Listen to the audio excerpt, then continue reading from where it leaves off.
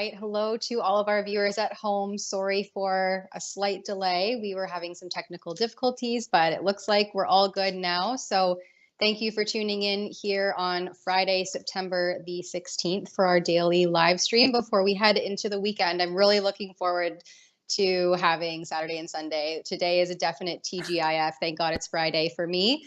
I'm joined by one of our newest rebels, our Ottawa-based reporter, William Diaz. How are you doing this morning, William?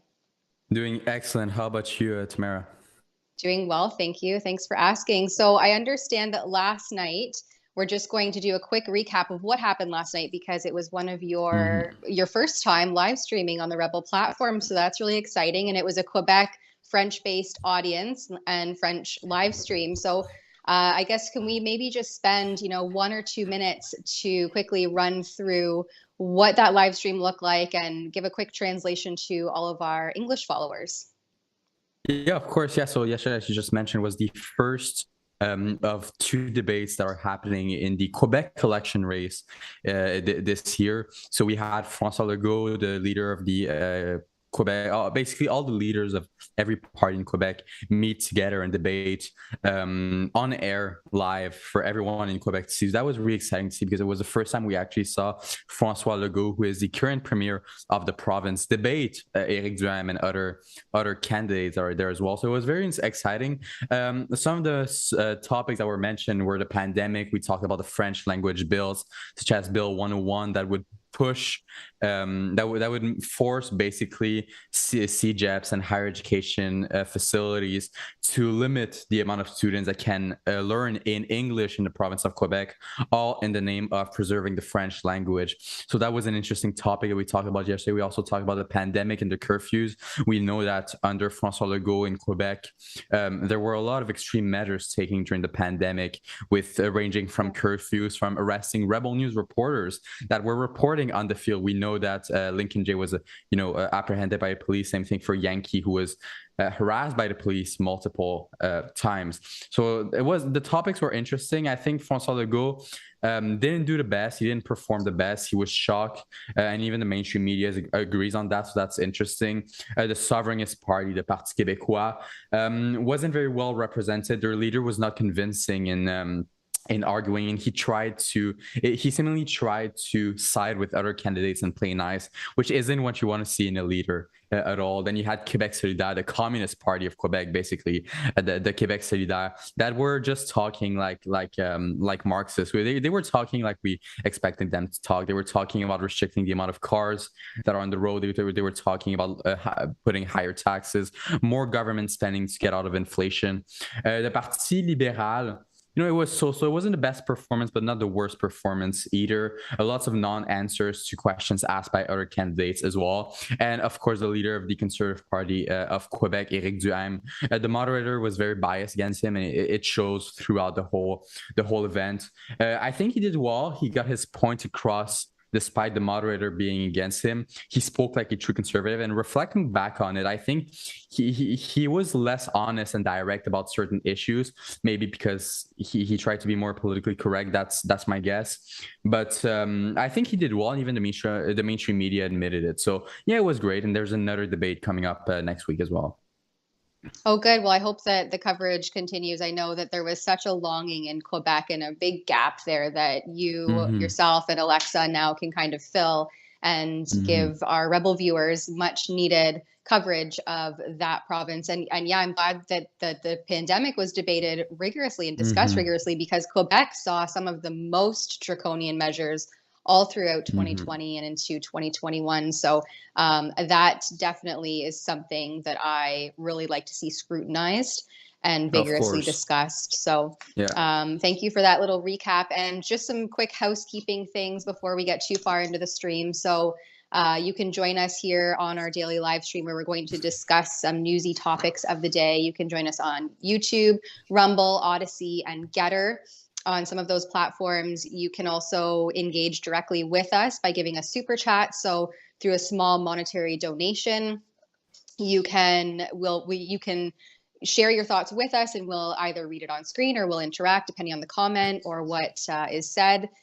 that's a nice way to not only support our journalism and engage with us directly and, get some feedback on a topic, or just let us know what topics are interesting to you that you want to see us cover more. So we are a completely donor-funded news source.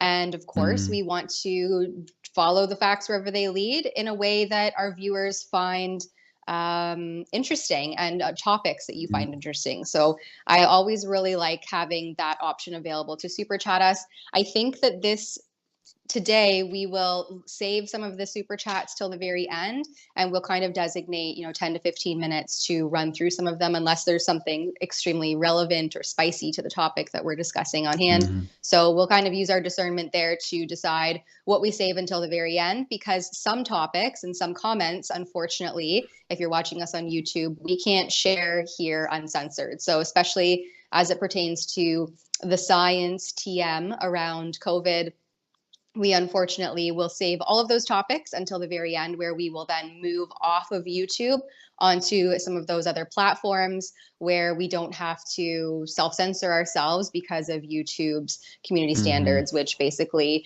mean that you can't question any of the science. So that isn't even science, right? Science is the constant questioning and evolution and exactly. and rigorous you cannot debate question the and political discussion. Science. Yeah, you can't question the political science on YouTube. And speaking of political science, we have a great clip, first and foremost, to share with our viewers of our Deputy Prime Minister, Chrystia Freeland. So she's justifying the COVID lockdowns here in this little clip. Let's have a look. Canada was going to have to put in place extraordinary measures to get through this pandemic. We did something that I don't think a country in history has ever done. And our peers, the wealthy industrialized nations around the world, did the same thing. We literally shut down the economy. With hindsight, I am very confident we did the right thing. And there was actually a study over the summer led by David Naylor and a couple of other academics. They found that if Canada had had the mortality rate of the United States, 70,000 additional Canadians would have died. That's more than the population of Fredericton. So I think all Canadians, it was very hard those 2 years, but I think we should all remember that that saved at least 70,000 lives. What it did mean, though, for Canada's small businesses is we asked them to shut down to save their parents and their grandparents, and my parents and grandparents. Well, I don't have grandparents anymore, but certainly my parents and aunts and uncles. And that was an extraordinary thing we asked them to do. Yeah, Chrystia's grandparents, there's some intertwining connections in there. Maybe she didn't want to go down that rabbit hole, but that was interesting that she mentioned her grandparents. No, of course, it's so ridiculous how that woman is so non-self-aware. Like what she says right here is exactly the reason why the Liberal Party is being criticized over the way they reacted to the pandemic. They're being criticized because they shut down everything. And she's talking as if she is proud of having shut down the economy. How is that something one can be proud of? Shutting down the economy, freezing bank accounts, shutting down small businesses that the Liberal Party claims to want to defend. The left always talks about how much the government needs to defend and help small businesses. Well, you literally just admitted that you asked them to shut down. You're proud of it. How is she able to say that without laughing at herself? I find it so unbelievable. Well, and the fact that she says we asked small businesses to shut down. It's like, no, you put down the full force of the hammer of the government on those businesses and forced them to close under threats of fines and imprisonment. That's not asking, that's telling and threatening to comply, or else you're going to lose your business anyway. And the other thing that, she clearly notes that we shut down the economy. Well, what repercussion has that had now on the economic landscape that we have currently in Canada now? This inflation and supply chain issues. These are not things that back in the spring of 2020, economists weren't saying, hey, this is the fallout of such a harsh, heavy-handed policy to shut down the global economy. It was coordinated and it was orchestrated. And Canada wasn't alone in that. No, Canada was a key player in that. And as our finance minister, you would think, yeah, like you said, that the lack of self-awareness of this individual to know that the fallout of that shutdown is exactly everything that we are facing here today, coming from the mouth of someone who literally didn't miss a paycheck, right? Her paycheck 100%. kept on rolling. She was never affected by the lockdowns or the business closures. Chrystia Freeland continued to get paid. So she has no skin in the game. And it just shows how out of touch the Liberals are. I keep saying it, just living up in their ivory towers and imposing all these mandates and restrictions on the little guy who, as you mentioned, they're supposed to be representing and protecting. Well, exactly. And I think this clip right here shows exactly the way of thinking of the Liberal Party of Canada currently. What she said right here, it's a 30-second clip, I believe, 1 minute perhaps. In this 1 minute, you can see the whole Liberal Party of Canada philosophy. The fact that they do not care about what they do. They don't understand the actual struggle of the working class, of the small business owners, because they shut down their economy. They shut down the small businesses, and they're proud of it, and they think they did the right thing. I'm not sure, but I think Florida is doing quite well right now. I don't recall them shutting down their economy. Actually, they did quite the opposite, and I believe that the state of Florida is doing immensely well at the moment. So I don't think it was necessary, as she's claiming, as she's using fear mongering to prove, to have shut down the economy. And I think that was just a draconian measure. And the Liberal Party of Canada is proud of having done that. They're proud of having shown the power they're able to have on Canadians. That's a really interesting take. And another thing that seems very outlandish to me is for her to make this claim that we saved X amount of lives. What about all the lives that they were devastated? What about the increase in overdoses, in suicides, in mental health crisis? That is a huge segment of the population that seems to just being entirely ignored when we discuss the effect of lockdowns and how we saved so many lives, but simultaneously devastated how many others. I would love to see a clear comparison of that. And we know that a lot of people didn't actually want to comply. Many didn't comply. We have a Black Locks article here, which unfortunately is behind a paywall. So we can share it with our viewers here for you. I won't read all of it, but we'll go through some of it. So they researched the COVID scofflaws. So those who didn't comply with the mandates. And this was undertaken by Statistics Canada. And the analysts said that they were able to identify a handful of characteristics shared by Canadians who defied masking orders and other mandates. It says that Canadians were generally compliant with COVID cautions in the earlier waves of the pandemic. But I think that, as those waves continued on and the restrictions seemed endless and never ending, more people got fed up, right? It didn't make sense. Like Chrystia Freeland said, we closed all these small businesses. Meanwhile, you could still go to Walmart and supercenters to get those same items while the little guy got squashed through the lockdown. So some of the analysis was that younger Canadians were found generally to be less compliant as per this report. Rates of compliance were highest in British Columbia, Ontario, and they were lower in Quebec and Atlantic Canada and lowest in the prairies and territories. I mean, I think that's to be expected, especially in the prairies and Alberta and some of the territories. Something else that I found really interesting in here. So it took just over 11,000 people, and they surveyed 11,000 people across Canada. But men, they say, are more likely to engage in risky behavior. The gender-based findings followed some psychographic research led by the Privy Council office. And COVID compliance was most popular among women under 34, retirees, francophones, and the least popular among working age men, visible minorities, parents of children, and prairie residents. What do you make of that, William? How does that ring true for you? Yeah, well, before we get to that, I just want to make sure, are you talking about people that identify as men or actual men on the study? Right? Are you not sure? I think they're assuming some genders in this report.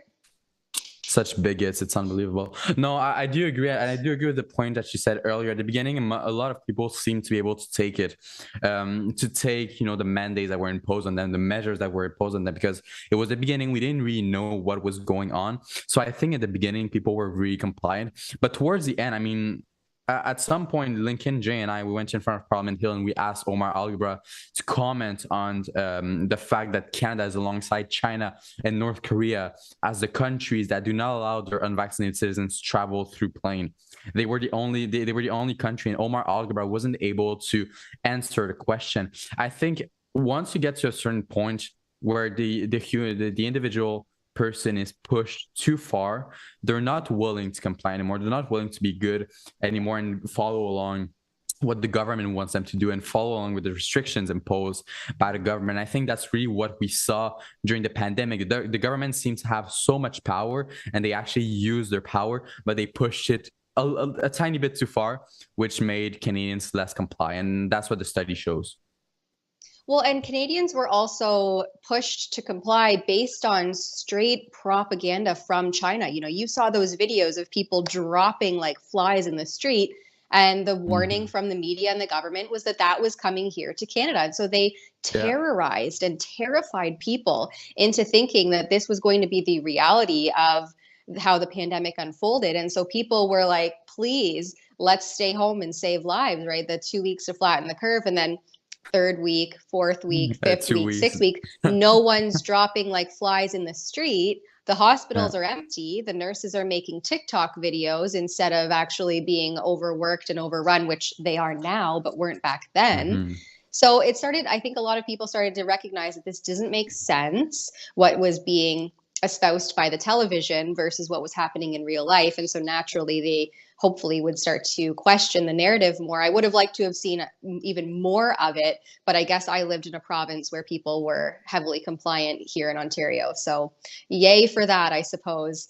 Yeah, in Ontario. No, definitely. And talking about government power, we're going to throw to a little ad before, but afterwards we can talk about Bill C-11 and how the government will actually be able to use their power to regulate content online. Very concerning. Yeah, let's check out this quick ad break for our Kamloops documentary by Drea Humphrey and Matt Brevner.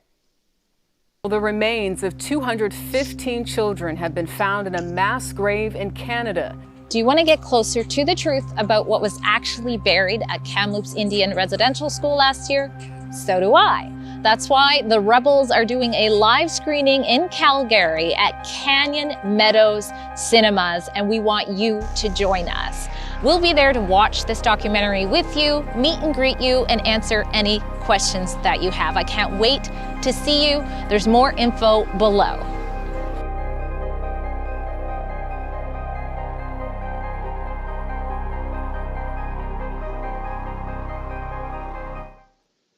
I am so excited for that documentary, and I think the timing is perfect, especially as I think it's this coming Monday, or maybe it's the next, where there's the All Children Matter Day, the Orange Shirt Day. Well, I know there's the Truth and Reconciliation type of day on the 30th of September. So it'll definitely be interesting to see it. I actually cannot wait to see that documentary. It'll be so great to watch. Yeah, Andrea is so thorough, and Matt is an amazing videographer and editor. So I have really high hopes for this documentary. And tickets, I was looking just this morning, tickets are only $17. So I think that's a great price. And I'm sure that there is a Zoom option as well. If you can't make it directly to Calgary, we won't be there. But some of course, Drea, Sheila, Ezra, they will be there in person. And I always urge people to go out and meet people in person, talk, shake hands, get out, get mingling again. It's been a long 2.5 years of that all being essentially stolen from us. So it's always fun to get out in person and meet and greet. But yes, so now we're going to discuss this Bill C-11, which basically was they tried to pass through prior to Justin Trudeau proroguing Parliament right under the guise of C-10. Now it's just being reinvigorated and re-envisioned. And before we throw to a clip on this, you, William, had shared with me that you had read the entire bill. Can you bring us some highlights of what you found was most concerning about it? Bill C-11. the censorship Soviet Union type bill introduced by our great Liberal Party here in Canada.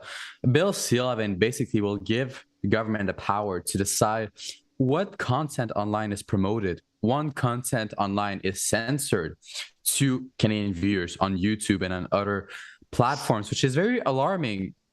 What time in history did the government have that much power in terms of what content will be shared and what news would be shared to Canadians? And it worked. It never happened apart from in the Soviet Union. And we know how the Soviet Union turned out with their Ministry of Truth. Bill C-11 is probably the most dangerous bill since Bill C-16 that Jordan Peterson talked about a lot, the bill regarding gender pronouns and the compelling of language, right? So basically, that's what Bill C-11 is. It is a bill that that will give the government the power to censor speech and decide what content to promote first online. So if they don't like Rebel News, if they don't find Rebel News to be Canadian enough, well, they will have the power to censor us online and to promote CBC, CTV, Global News, or other mainstream media channels. We know that the bill currently passed the third reading in the House of Commons and is now in the Senate. They had a committee yesterday, and they had a committee on the September 14th as well regarding the bill. They discussed it at the Senate, and they brought in some interesting guests. We clipped a few. We got a few clips of this. I don't know if we would be able to play it later. But, one of the main advocates for the bill is Pablo Rodriguez, the heritage minister of Trudeau's Liberal Party. And he claims that Bill C-11 will promote freedom of speech. Now, I don't know how you draw censorship, how you draw a line from censorship to freedom of speech, because it's non-existent. It's literally antonyms. You cannot have freedom of speech when you have censorship. It's unbelievable. And when I went to confront him in Ottawa to ask him the question, he told me that I was disrespectful for asking him the question. He wasn't able to give me one way Bill C-11 will promote free speech. So it is just an extremely dangerous bill that would give so much power to the government. It's actually alarming, and I hope that the Senate votes against it. Yeah, can we throw to that quick clip of William there with Rodriguez? Is there any sound that we can? Cool guy, Pablo Rodriguez. How will it promote Canadian content, promote free speech? It censors speech. It will give the government the power to censor speech. Who are you with? I'm with Rebel News. My name is William Diaz. Okay. I'll read the bill. I read it. And where is it written that? I'm asking you a question. No, how would it promote? No, I'm the journalist. I'm asking you a question. How would it promote free speech? How on earth can it promote free speech? You didn't read the bill. I'm asking a question to you, sir. You're a minister. And they answer all the questions. You didn't answer anything about my question. How would it promote free speech? You didn't answer anything. How would it promote free speech? Read your stuff. Oh, how would it his promote handler free has speech? to get in the way. Sir, the Canadian people elected you. Can you give them an answer? How would it promote free speech? Will you be gracious enough to give me an answer, sir? Or are you just going to ignore the country? You're very disrespectful. I'm asking you a question. How would it promote free speech? It's a super quick question, sir. All right, thank you for not answering. Have a good day. Standard liberal logic, right? Yeah, exactly. So you see, he's not able to defend his bill. He's not able to actually provide answers as of why it will promote free speech. And it's because it won't promote free speech. It won't, and he knows it. He knows that it's not something that is going to happen and will give the government the power to censor speech. It is extremely dangerous. I think if we can throw to later on that video, I spoke to Pierre Poilievre about the bill. And I think Pierre Poilievre had a great thought on the bill. The fact that he tried to push me away will be what they're going to do online. They are going to push Rebel News content away. They're going to push content that goes against their government narrative away. Can we throw to that second clip? We even have to, there it is. A question. And what are your thoughts on Bill C-11? Well, first of all, the fact that he pushed you away is symbolic of what they want to do on the internet, which is to push away any contrary viewpoint, shut down anyone other than the view of the government media, CBC and other subsidized outlets, and of course the corporate media controlled by Bell Canada and other big oligopolistic corporations. They have a very tight-knit group of well-controlled media that reports what the government wants people to see. And this bill is designed to ensure everybody watches them and ignores all the other independent voices. So it's no surprise that Liberal MPs encourage this kind of censorship, it will protect them from criticism, the same way they wanted to protect themselves from criticism by pushing you away. And just Tamara, before I throw on to you, I just want to mention one last thing, then I'll let you give your thoughts. There's also something extremely alarming when I read thoroughly the bill this morning for a second time. I saw under Part 2.4 prohibition 34.997. It is prohibited for any person to knowingly make a material misrepresentation of a fact to a person designated under paragraph 34.7, which basically means the viewer. So if the bill passes through, it will be prohibited for people to say something that the government considers to be misinformation. This is exactly what is written in the bill. It's literally written black on white. So it will give the power to the government to decide what and what isn't misinformation. And we all know how, professors and academics and government like to label Rebel News misinformation, even though what we say 99% of the time, 4 months afterwards, confirmed as the truth, right? So it will give the government the power to censor us because they consider us to be misinformation, or any other outlet for that matter that they consider misinformation. What do you think? Well, and of course, as per all the ambiguously worded Liberal bills that come through, they don't even define misinformation. And the thing that really maddens me about this term misinformation is that our own government throughout the COVID narrative has been the leader of misinformation. I mean, even back early 2020, Freeland, our public health officer, our federal public health officer, flip-flopping on masks and the mask mandate and the border closures and calling them racist and pandemic control measures.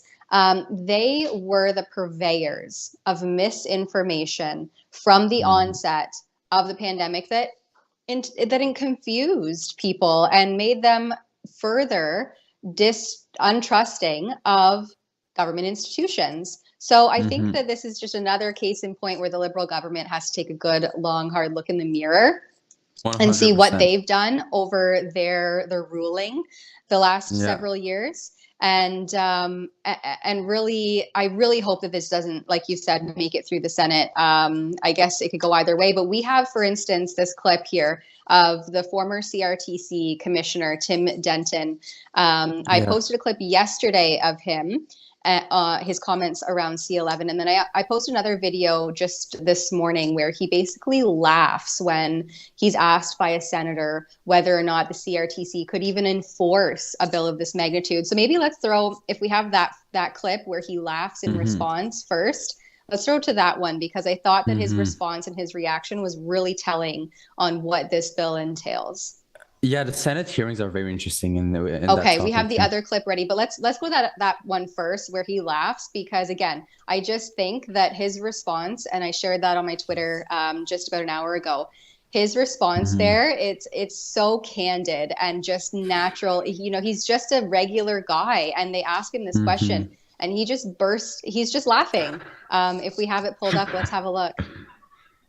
That's not the issue. Let's say this legislation goes ahead. Is the CRTC even capable of this?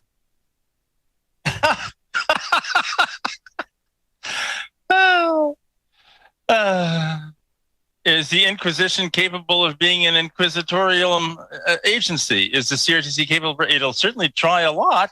The CRTC is composed of, at the bottom, ordinary, reasonable human beings trying to do a good job in the light of a statute which is enormous and which carries with it highly intrusive powers. And they are being set to regulate the terms and conditions under which people shall communicate across the internet for most of the purposes which we use the internet. It is not humanly possible, even if the CRTC were composed of double doctorates in communication, law, and philosophy, for them to do the job that is being called upon for them to do. And the staff themselves are not capable. And this is not because they're dumb or bad or misled. It's because they're human beings. It's impossible, and there is no sufficiently enlightened body of people able to carry out the delicate and subtle tasks that are required. That is my belief. Yeah. And then he also, so basically a big part of this bill is that they're basically redefining the term broadcast. And so it's funny where, you know, you're taking words that previously had a meaning, you're redefining it while simultaneously imposing new words and restrictions that you're not even defining. So again, and who did that before in the past? Redefining words. Who did that in the past? Yes, exactly. And I hope many Canadians are asking themselves that. So I want to just throw to the second clip that we have too of the same Tim Denton. Again, he's the former CRTC, that's the Canadian Radio Television Broadcasting Corporation. Their former commissioner. This is what he said to them. He basically calls this bill a reverse takeover of the internet. C11 declares all audiovisual and audio content on the internet to be broadcasting. It's a kind of reverse takeover of the internet. The tiny Canadian broadcasting system can take on the world of the internet by the mere trick of redefining broadcasting. C11 is that bold and that absurd. C11 is about protecting the economic interests of an obsolescent niche of Canada's music and video industries. It is not about bringing broadcasting regulation up to date. It is not even about streaming. It is about controlling content on the internet, the persons who transmit content, and what reaches the persons who access internet content. Instead of introducing an actual online streaming act, one that would have considered the unique nature of internet-delivered content and the functioning of the markets for that content, C11 tries to stuff the most vibrant and adaptive marriage of technology and culture within the stultifying embrace of the regulated broadcasting system. Bill C11 seeks to prolong and reinforce the supply-side dynamics of broadcasting regulation. C11 fails to affirm or even acknowledge the primacy of the audience and its right to choose the programming that suits it. Mm-hmm. Yeah, I like that he touches on the fact that they're like stuffing technology and culture in together under the guise of requiring regulatory oversight. And you know that things are bad too when YouTube themselves sounds the alarm on the potential repercussions of such a large, again, ambiguously worded bill aimed at censoring and, you know, redirecting people's access and the content that becomes available to them. So yeah, Sheila reported on this back in, I think it was June or July. And in that video, or in that report, sorry, there is the first part of it is YouTube sounding the alarm on Bill C11. I don't know. I guess we have a few minutes. Let's just watch a few quick minutes of what YouTube has to say. Yeah, and and the reason why it's so important is that it's so ironic. YouTube is such a huge censor in our days. They censor Rebel News, censor a bunch of people on YouTube, and they're the ones speaking against the censorship bill. So it just gives you an idea of how terrible and horrific the bill actually is and how dangerous it is. Because if YouTube, who is an extremely huge censor, talks against it, it's extremely radical. It is a radical censorship, Soviet Union style bill. And it seems that the only people who are really in defense of this bill or want to see it go through are mostly irrelevant Canadian artists, you know, actors, musicians who otherwise wouldn't get. Yeah, and the liberal politicians, of course, how could we forget? But people who wouldn't otherwise be platformed because they're just not actually, you know, talented. They're not people that Canadians are naturally gravitating towards to choose to watch. And so their content would then take preference and precedence over the content, you know, like you mentioned before, like what you get from Rebel News and dissidents. And that's really concerning. And it seems to be that the only champions that are real, you know, on the ground Canadians that are championing this sort of censorship bill are the lackluster actors and musicians that would potentially benefit from it, right? Once it's actually enacted, you see how this unfolds in real time. That may not actually be the case, as we see with so many other pieces of liberal legislation, how it works in real time. Anything the government touches, in my opinion, somewhere along the line fails. So, yeah, well, that's what Ronald Reagan did, and I think he had some great wisdom when he said those words. The 9 most terrifying words in the English dictionary is "I'm the government. I'm here to help you." But no, yeah. I hope I spoke to Blaine Calkins a few months ago in June, I believe, and he told me that he hopes the Senate is actually a room for second thought in regards to the bill, and they would actually vote the bill down. I hope they do their job. I hope the Senate does its job and really thinks that this bill through. And I do have hope that the Senate will vote it down, because we know that it can be in a sober second thought chamber. So I hope that's what they do, and they do their actual role by doing that. Yeah, and I think definitely based on the testimony of people like Tim Denton, that will help facilitate, hopefully, the squashing of such a far-reaching bill. Now, before we get to our next ad break, we also just wanted to touch on this headline from CTV News. The right-wing extremism in Canada. There's anti-hate experts urge action, right? So here's more government action against right-wing extremism in Canada. And the thing that always gets me about these sorts of buzzwords and labels is, how do you define what is right-wing extremism? Yeah, no, definitely. Don't we have a thing? I think. No, go ahead, William. Okay, well, no, that's the thing, though. The left likes to use those buzzwords: alt-right, all-right, fascist, racist, extremist, bigoted person. How do you define that? I have some trouble finding leftists that are actually able to define these terms instead of just using it to label someone that way and try to discredit everything that they say. They're not able to find a definition. I totally agree with what you said right here, 100%.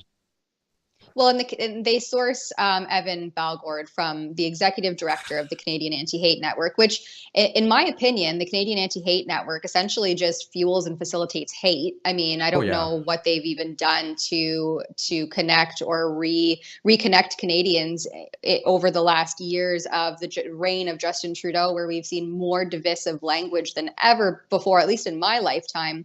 And I've spoken to some elderly people too, and they've seen in their lifetime the divisive nature of the language used by this government to fuel that divide among Canadians. So I don't know what the Canadian Anti-Hate Network has actually done to rectify any of that, other than promote increasing hate toward, I guess, what they consider to be right-wing extremism. But I never thought that upholding things like freedom of choice would be labeled as a fascist ideology, right? Extreme far right, that's fascism. Well, since when is freedom of choice far right fascism? Upholding the rule of law. So, for instance, when the mask mandates were in effect in 2020 and 2021, I was really reporting heavily on the fact that mask exemptions, which were built into that piece of legislation, were not being honored. And people were facing reprimand for not masking, despite having medical or whatever kind of mask exemption. So, upholding that rule of law, the fact that, hey, this exemption clause is built into this legislation, who's responsible for enforcing it, and why aren't they? When did that become fascist and far right? There's so much in this article. Not only fascist, but also misogynistic. Remember, Tamara, you are a misogynist person.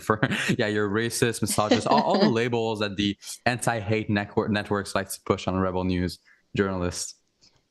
Yeah, and this article, I mean, I tried to find like the highlights, the keys to pull out of here to read, but honestly, it's the whole thing is just mind-blowing, the connections that they draw. And I mean, of course, they reference Pierre Poilievre once again, right, as like this far-right extremist, that he's the model citizen of far-right extremism. And it always makes me wonder, well, what does his Venezuelan immigrant wife and his Venezuelan, half Venezuelan children, what do they think of this label of Pierre Poilievre being a white supremacist, a racist, grouped in with, the far right extremism in Canada and being the leader, apparently, of this group? they fail to mention those facts in this article. You know, it just, and anyone who knows any better to think critically would see this article, and you could pick this apart with a fine-tooth comb, really. There's a lot in here that needs to be debunked, and unfortunately it's too much, I think, for us on this live stream here, especially starting late. And Tamara, so we would have an hour worth of content just going through every lie that this article and every lie this leftist ideology says. I mean, we don't have that. Even one thing, let me just search it out, because they said that he Poilievre, or where was it here? Oh my gosh. Anyway, he marched with someone who refused, the soldier, right? James Top, that refused to be vaccinated. And it's like, even that language that you use, refused to get vaccinated. No, he made a personal choice not to get vaccinated. When did this refusal of vaccine start to take precedence over people who exercised their bodily autonomy? I mean, bodily autonomy was never traditionally a far right extremist ideology. And here we are as the ones who are upholding that and espousing that. And if I we're recall labeled correctly, far right. Yeah, if I recall correctly, it's the left that has been pushing for, legal abortion, shouting your abortions on top of the rooftop. And they were the ones claiming that the supposed right of a woman to have an abortion is bodily autonomy. And now it is the right that is actually talking about actual bodily autonomy in terms of COVID mandates and COVID vaccine. And the left labels this view of bodily autonomy as an extremist, fascist, bigoted, misogynistic, racist view, extremist view. There's such a double standard. I guess this might come down to the fact that once you start to point out the holes in their logic, you're automatically a far right extremist. Of course. I think I have it figured out now. Good job, Tamara. All right, so we're going to go to a quick ad break, and then we'll come back and get through a few other highlights and maybe some of these super chats. Talk David Akin. Yes. We started off this convoy calling it Taking Back Our Freedoms. But our freedoms are nobody's to take away. So we're going to restore everybody's freedoms.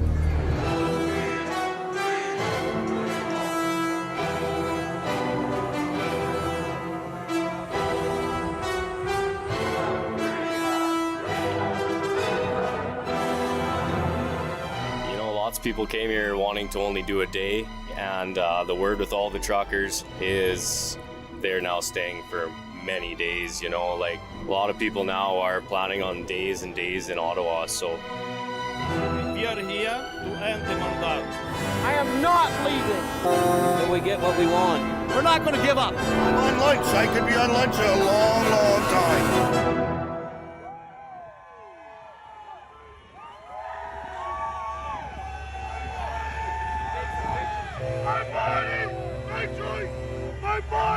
My choice, especially the choice for my child.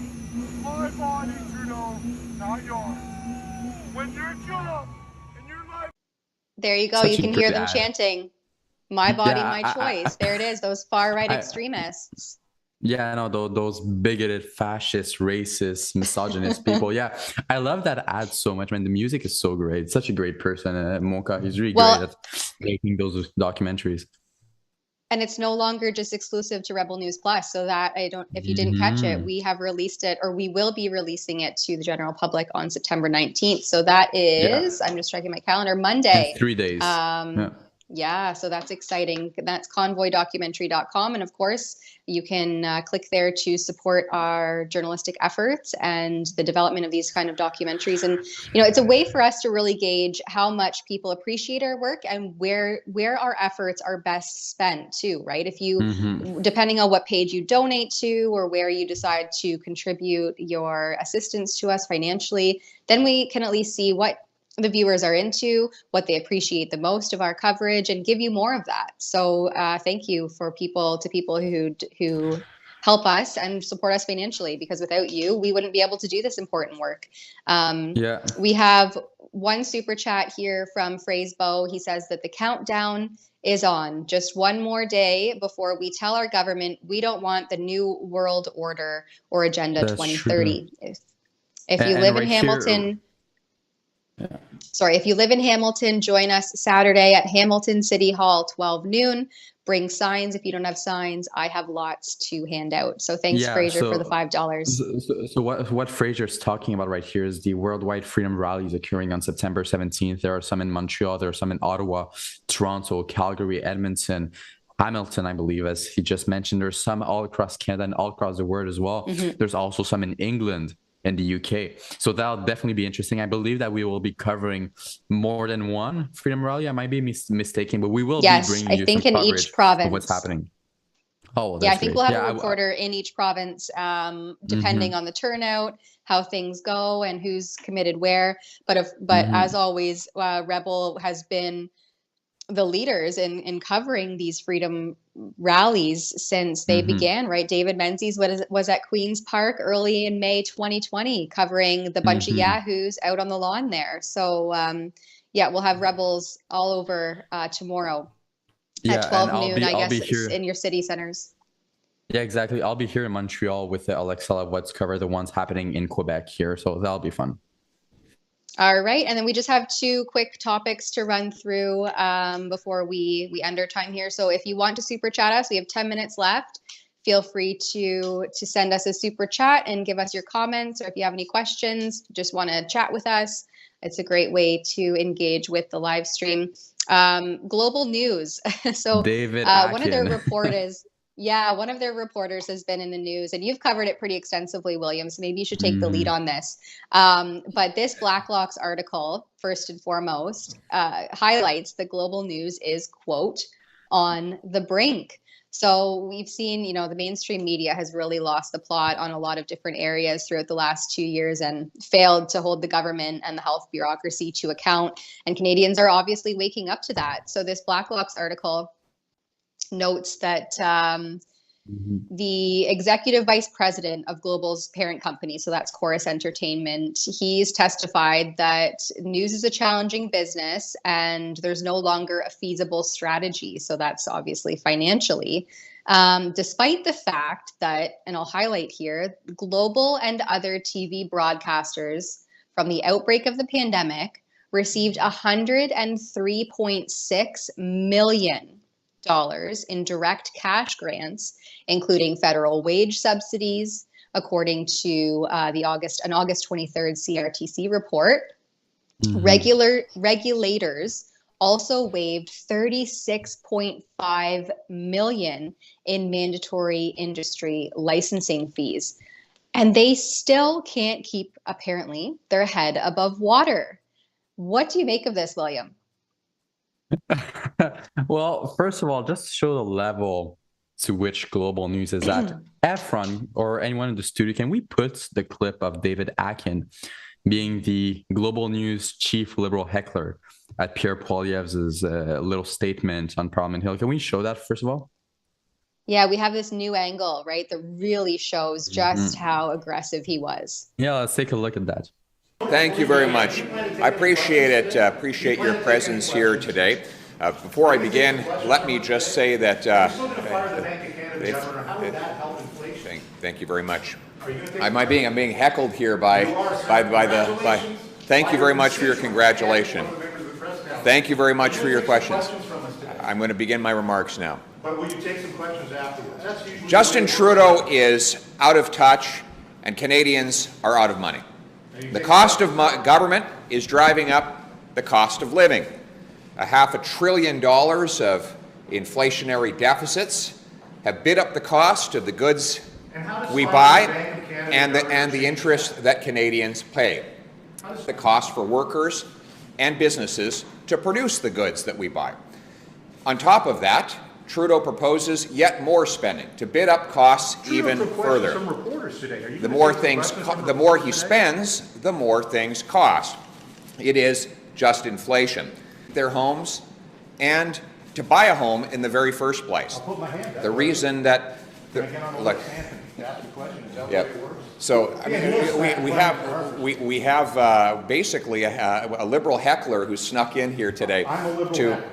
Well, apparently, I work for Global News. I'm the chief political correspondent for that organization. Are you going to let me make my mistake? You may remember me from the guy who actually reported first on the Prime Minister breaking the law. Yeah. Are you going to let me make my statement? We just like to ask a question. Say yes. I've actually never seen you heckling the Prime Minister. Ask Minister Baer back in the day. The Prime Minister. Look, bottom line is this. Are you going to take some questions at the end of this statement? Yes, I will be taking 2 questions at the very end. Thank you very much. Thank you very much.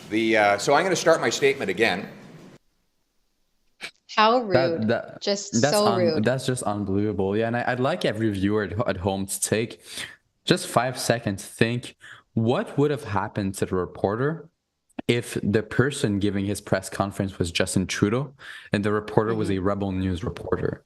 Like the reporter would have been shot or something like that. Something would have happened.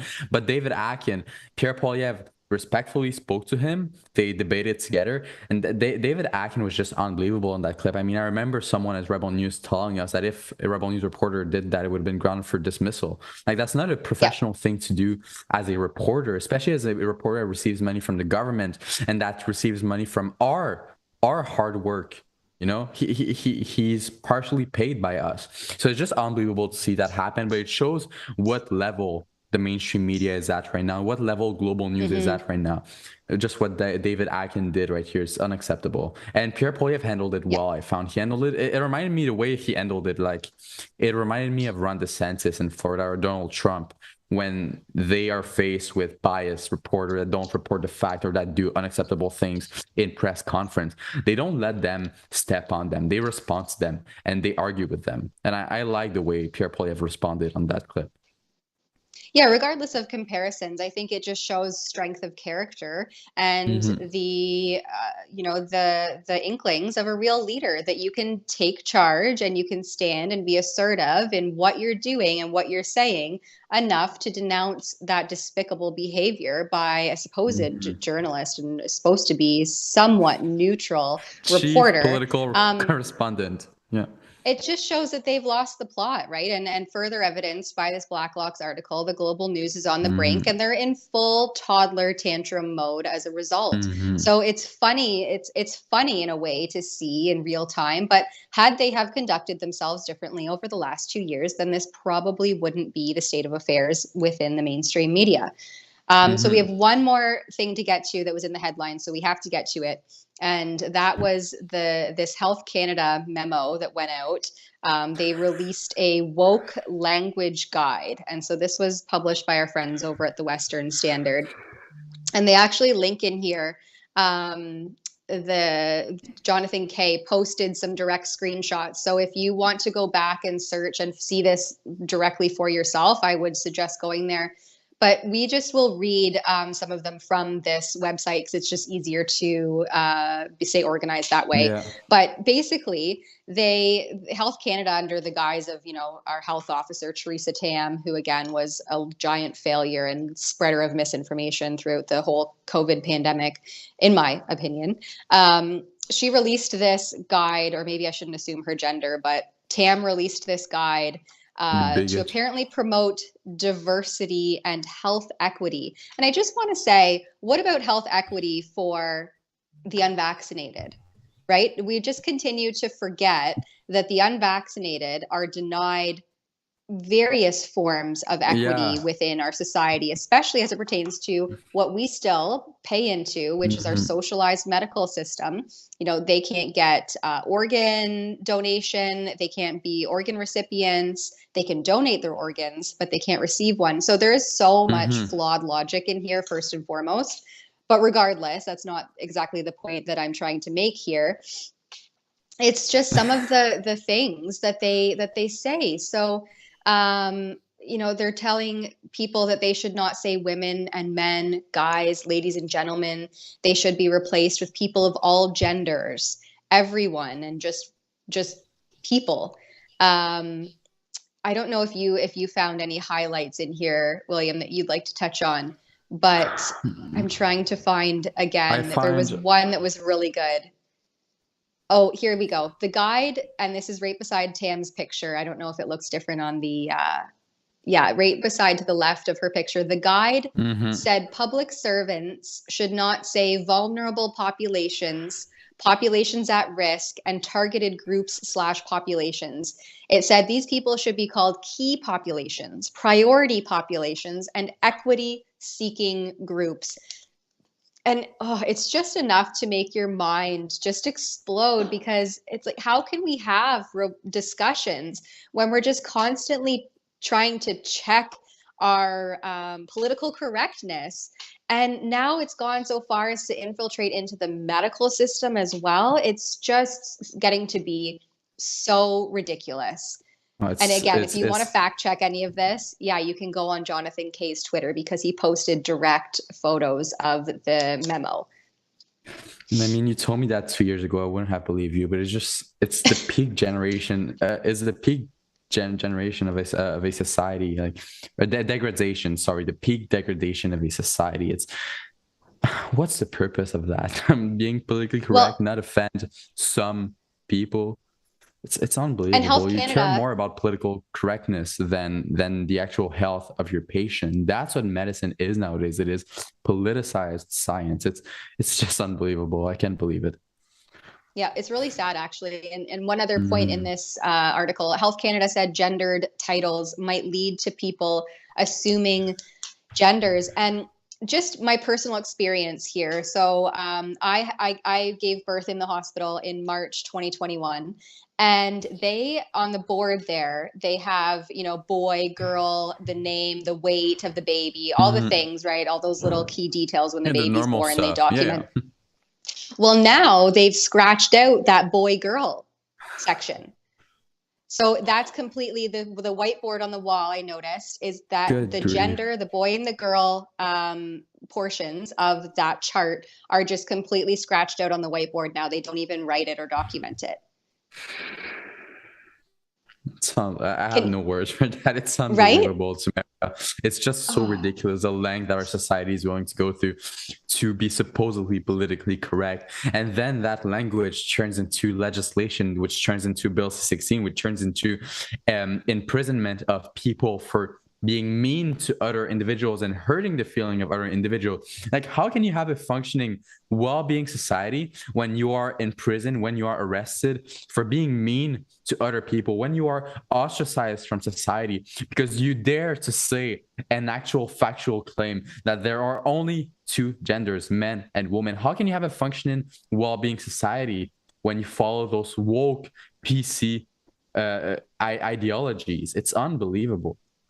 And who defines mean, right? That's who defines what classifies as mean or nice or far right or hate or discrimination or misinformation, or so again, the ambiguously worded things. And then of course, once you have a definition, as we see with Bill C-11, the Liberals can just propose a new bill that redefines those words, like broadcasting and what that means. So, anyway, we're redefine the words. The Ministry of Truth. I know Orwell would just be living his best life in 1984. So we have one other super chat. Ivo gives $5. And if an election were held today, Poilievre would become our next prime minister. Yeah, I mean, I don't doubt it based on how many votes that they garnered and additional CPC members that they garnered throughout the leadership election. So yeah, I don't doubt that would be the reality, and that's why I think we're seeing mainstream media having a complete meltdown, temper tantrum, because they've lost the plot. They really have. They're not doing the job they've been hired to do. I mean, they're paid by the Liberal government. I mean, we're accused of being Russian propaganda. First of all, we're not paid by Russia. We don't receive any money by Russia. We're not receiving any money by the Russian government. I can assure that.